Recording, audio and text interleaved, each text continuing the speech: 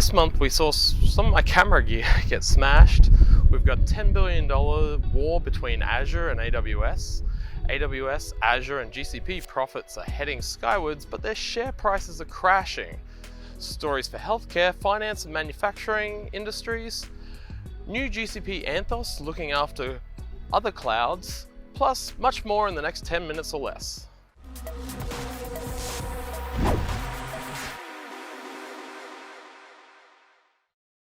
Hi, I'm Matt Carolan and welcome to this month's Puck Online. We aim here to bring you the hot topics from the last month in the public cloud space. Today we're here in Vancouver, Canada. Unfortunately, Portland was a bust with my gear getting smashed up on my flight. Next time, Portland, there was a beautiful sunrise you gave me before I discovered that my gear was broken. Lots of announcements to cover in the next little bit, so let's get into it.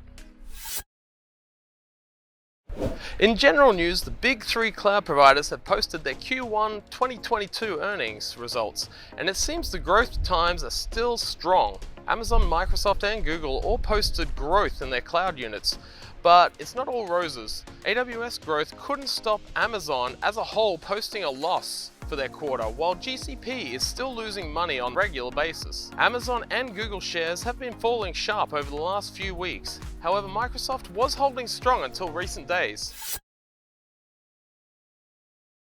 And in Google GCP news, if you missed the GCP Security Summit this week, make sure you subscribe to the channel for when we publish it, a quick recap in the week's time.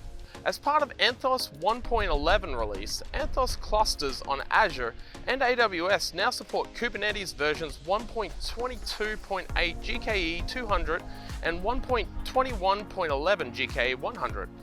As a preview feature, you can now choose Windows as your node pool image type when you create node pools within Kubernetes version 1.22.8. And the digital media and entertainment industry is experiencing dramatic growth as audiences migrate to online experiences and content providers seek to deliver new and innovative content. So it's no surprise that cloud providers have been working hard to provide solutions in this space. But Google had a big advantage over the others since they've already had a long history in the space with VR hardware, YouTube, and more for Android. At the end of April, Media CDN went GA, which brings the modern extensible platform for delivering immersive experiences with scale and intelligence. And if you're in the healthcare industry, Google has published a great article about challenges Avera Health was facing with 37 hospitals, 215 primary and specialty care clinics, and 40 senior living facilities across the upper Midwest. Two big issues they faced was unreliable internet in rural locations and the HER software that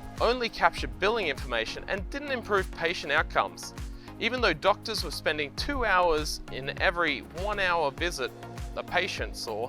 With security being a #1 concern in 2022 for the healthcare industry, all the issues were addressed by GCP with security built into everything, forcing compliance and updates, automating the workflows and billing. Doctors can spend less time in the EHR systems to do billing and more time collecting interesting clinical data. For over 40 years, Swift has secured financial messaging for banks, corporates, brokers, and treasuries in over 200 countries.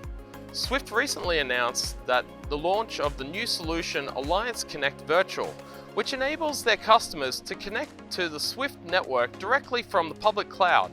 Swift and GCP clients can now be part of the Swift Alliance Connect Virtual, which is a new network connectivity solution that enables Swift customers to deploy traditional physical hardware-based Swift VPN connections as virtual appliances in the public cloud.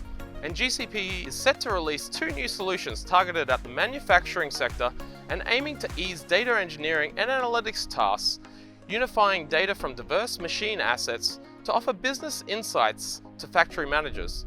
Google plans to help the sector access contextualized operational data and remove the skills gap to use complex data science and AI tools on the factory floor. In order to bring with organizing data and make sense of it to use business operations, GCP has announced that the manufacturing data engine will be released. Former Citigroup executive James Trommans will lead the new Google group that will build services to help developers construct Web3 applications. Early efforts could include better management of blockchain nodes and software for exploring blockchain data in third-party applications. And Google Cloud has acquired Mobile Edge X, a startup software company that helps telecom operators build their own edge clouds and helps developers to add value to those telco services. Financial terms for the deal were not disclosed as yet. And in Microsoft Azure news, let's start off with the event of the month. From the 24th to the 26th of May, we'll see Microsoft Build happen, which is Microsoft's annual event focused on the latest innovations in code and application development. We'll be bringing you a recap episode, so don't stress if you can't make it or miss part of the event, which involves 19 key speakers, community experiences, learning zones, featured partners, new announcements, and more. We wouldn't blame you if you have forgotten half of what you hear during those 3 days. If you've been curious or even skeptical of Microsoft's big sustainability claims for their data centers, there was a great article published by Microsoft which goes over this and how they measured their water and energy use. At the Global Climate Conference back in November, the lack of reliable and consistent measurements were raised as a key area that is hampering the progress on the path to net zero. This is what triggered the article to be written in the first place. And Avaya has entered a strategic partnership with Microsoft to deliver Avaya OneCloud solutions on Microsoft Azure. This is an expansion of their Avaya OneCloud Contact Center as a service delivered on Azure. This will now allow customers the flexibility to deploy a hybrid public or private cloud environment.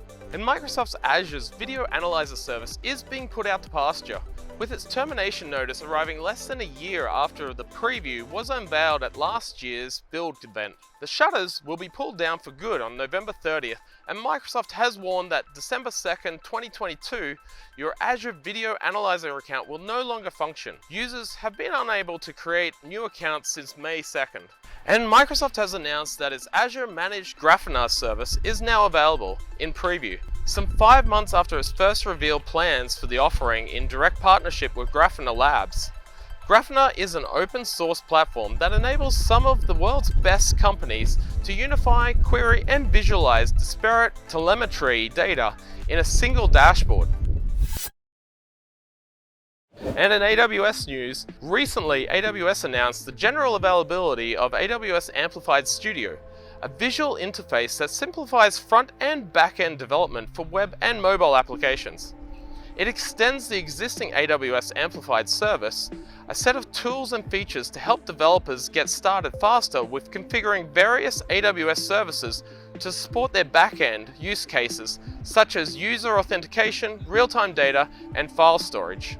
And Apple developers are getting some love, with AWS announcing that AWS GameKit now supports iOS, macOS, and Android game developers with Unreal Engine. Previously, only Windows 64 was supported, and AWS has allowed a third-party hardware offering into its universe with a Lenovo server dedicated to video analytics, scoring the gig. At the 2020 reInvent, AWS introduced Panorama Appliance, a sealed box that stores video from CCTV rigs that lack native analytics capabilities. The Panorama appliance ingests video and then applies machine vision models so that the user's old-school CCTV can enjoy an upgraded without having to replace their entire video systems. And now the Cloud Colossus has also allowed a third-party server maker to offer a box with Panorama pre-installed.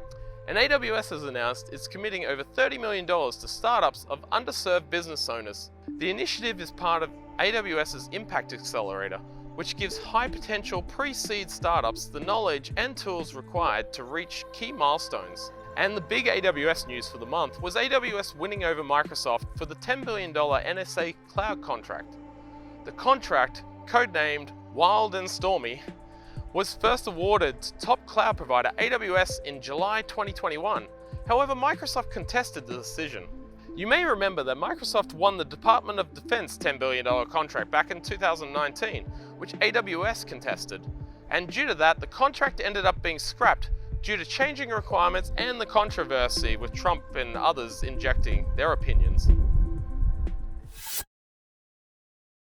So in wrap-up, make sure you check out publiccloud.ninja for links to all the vodcasts, podcasts, and online meetups and events. And click that like and subscribe button so that you get notified each month when we release a new episode. Our next episode will be in June, but keep an eye out for our Google Security Summit recap and our Microsoft Build recap. Till then, stay safe and keep challenging yourself.